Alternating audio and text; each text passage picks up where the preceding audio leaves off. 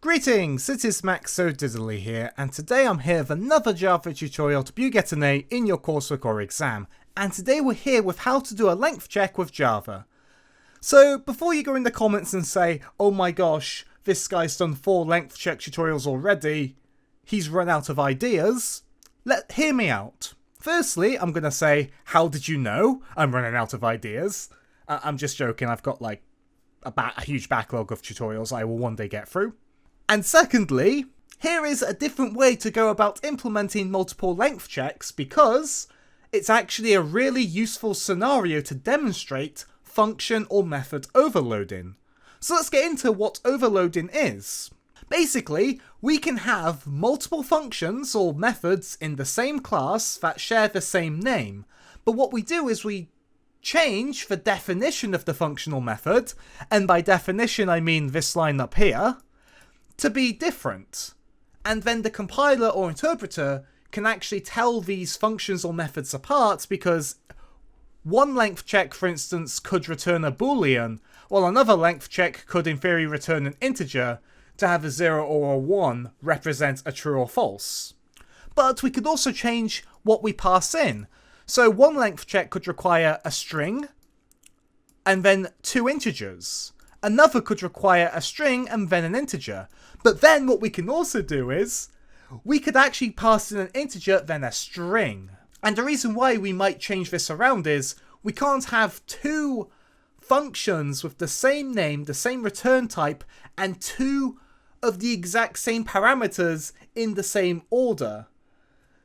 So we can't use a variable name as a factor when overloading a function. It only factors in the data type, not the name of the variable.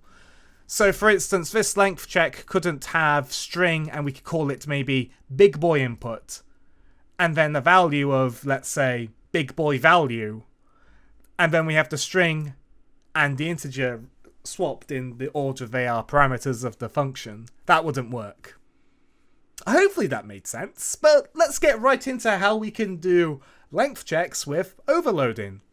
So if you don't know what a length check is, essentially we're checking the length of a string to ensure it meets the requirements the user specifies. For instance, you might want someone to input a name that's at least 3 characters long and no greater than 20 characters because that might break your database. You might want to ensure someone doesn't input a string that's 6 characters long. Or maybe you want a string to be 6 characters long. We can do all that, so let's get right into it. So the first length check we're going to do is a public static boolean. It's going to be called length check. It's going to be called string input as our first parameter, int minimum length, and int max length. So we can essentially conduct a bunch of range checks to check the range of the length of the input. So we just need one line of code in this length check. We're going to do return. Then we're going to do input.length is less than max length. Then we're going to do and input.length is greater than minimum length. Basically, this will return true if both of our checks are true, because that's how an AND operator works. So let's say we pass in a 0 as our minimum length and a 10 as our max length, and we pass in an 11. What's going to happen here? So it'll be input.length will be 11 less than 10. That's going to be false because 11 is greater than 10, not less than 10. However, when we go to this statement, it'll be input.length is greater than the minimum length. 11 is greater than 0, so this part becomes true, but the first part is false. Therefore, because it's an AND operator, this whole return statement will return a false, because for an AND operator to return a true, we need to have everything be true. And that's how Boolean algebra works. So that's what's going on here. Now on to our next length check. It's another public static boolean length check. We're going to pass in a string for input and an int for the value. And we're going to check if the length of something is an exact value. So what we can do is we can do return input.length double equals value. That's pretty simple. Does the length of the string match a value we specified. For instance, let's say we input a string that's 6 characters long, and we input value as 6. This returns a true because 6 is equal to 6. Let's say we input a 7 character word, but our int value is still 6. It returns a false because 7 is not equal to 6. And lastly, we're going to check if a length of a given string is not equal to a certain value.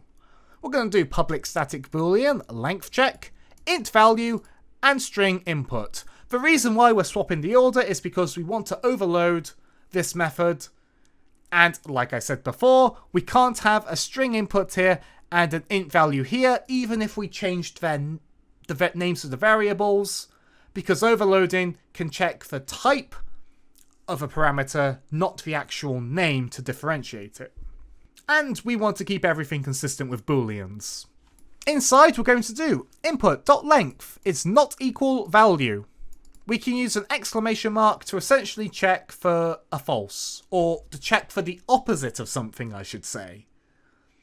So let's say we pass our input.length is equal to 7, and we pass in 7 for our value. Well, this is going to return a false because 7 is equal to 7. Therefore, 7 not equal 7 is false because 7 is equal to 7. But let's say we passed in a string and it had the length of 6. Well, we were still checking if it's not 7. Well, it'll be 6 is not equal to 7, which is true. 6 isn't equal to 7. So this returns a true overall. Hopefully that made sense. If you find any of these explanations confusing or hard to get your head around, because this is something that can take you time to get around all the Boolean algebra, just try it out. Like, that's how I understood it when I first learnt about all of this. So let's go and actually try it now. So in our main method, we've got a string input and it's Jeff. So what we're going to do is we're going to reduce this just to be 4 characters. Now we're going to do a bunch of system.out.println statements. Don't worry about there being 5. We're going to go through each one. So we're going to do system.out.println, length check, input, 0 and 10. So what's going on here? We're going to be calling our first length check. And we're going to pass in our string input, a minimum length of 0 and a maximum length of 10. Then we're going to do this again. We're going to do system.out.println, length check, input, 5 and 11. So we're going to make sure that our input is between 5 and 11 characters long. Then we're going to do this again with system.out.println, length check, input, has to be at least 10 characters long and can be up to 10,000 characters long. The reason why I put in such a big number is sometimes we might want to just ensure an input is greater than a certain amount and we don't actually care how big it is. And that's how you'd go about doing this using this function. Because it takes in 3 integers as opposed to just 1 to check you're greater than something or less than something.